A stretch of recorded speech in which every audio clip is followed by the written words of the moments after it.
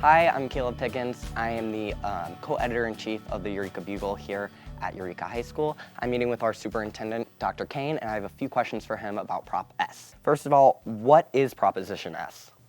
Caleb, first of all, it's always good to see you. It's good to see you again. Prop S is a 45-cent tax operating levy increase that is going to be dedicated toward staff salaries. Also, this notion of benefits for some of our staff members that don't currently qualify for benefits, and then safety. We're looking to bring aboard 2 additional school safety officers here in the Rockwood School District. Yeah, so you mentioned safety officers and staff salary increases. Why is a tax levy needed to make those things happen? I want everyone to understand that we don't take this notion of having conversation, ultimately a proposition that says we need more in terms of taxation. We do not take that lightly, not in any way, shape, or form.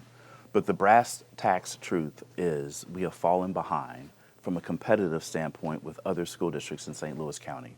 We want Rockwood to maintain its status as being one of the top, I believe, school districts not only in the state but in the nation. But we're in a very competitive market, and we're seeing this across all employee groups within our school district. And so we have to find a way to remain competitive. And that's the reason Prop S is before our community. Yeah. So why is it essential to raise this tax rate now, and why hasn't it been necessary to do so in the past? I think we've done the best that we can for as long as we can as a school district. I really think it's important that everyone understand the last time our district actually brought forward a proposal or proposition to the ballot related to the operating tax rate was in 1994. It's 30 years ago. That's 31 years ago. So both Marquette High School and Rockwood Summit High School were 1 year old at that point in time. It's been a very, very long time. And we've had to dedicate a number of ballot-related efforts toward brick and mortar, whether it's expansion or improvement or update of facilities all across our school district.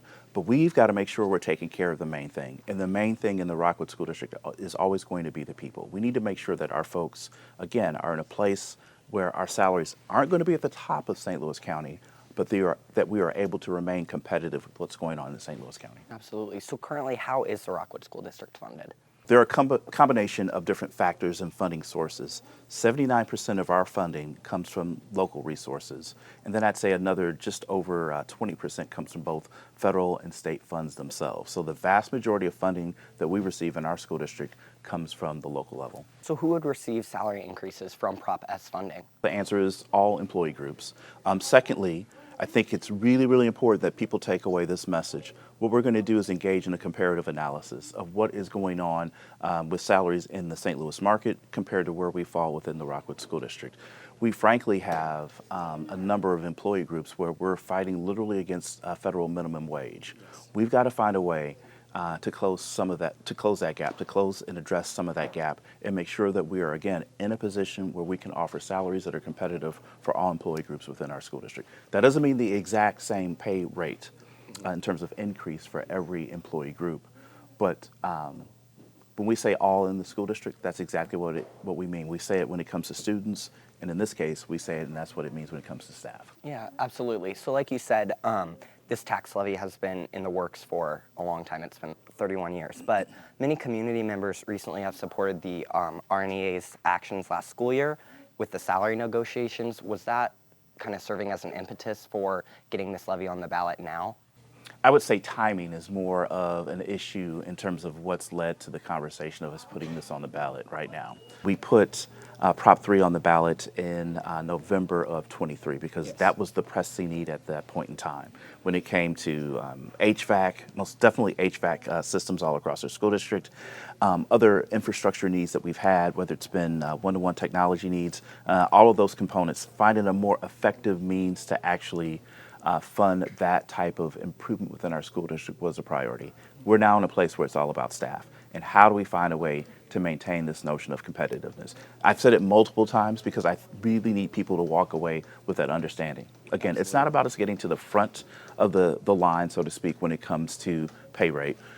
We're trying to continue to do what we've always done within the school district, be a solid fiscal steward of the resource, but also making sure that we're able to maintain competitiveness in this St. Louis market. Absolutely. So we mentioned earlier that Prop 3 that was approved in 2023, that was a reallocation of funds. How is that different from what the district is now proposing? It's truly an increase. Again, it's been a very long time since we've done so, but this increase is just needed at this point in time. I think it's important that our community be informed, understand factually what the mechanisms, what the criteria, and ultimately what the context looks like for us as a school district, and then we ultimately move forward. And that's really our goal, is to just share the word of here is what is factually happening, not only within Rockwood, but how it ultimately impacts us compared to the rest of the county, and making sure our community is aware of that, and then ultimately people will make their own decisions. All right, well, thank you so much. It's my pleasure. Thank you. Always good to see you. Always good to see you, Dr. Cain.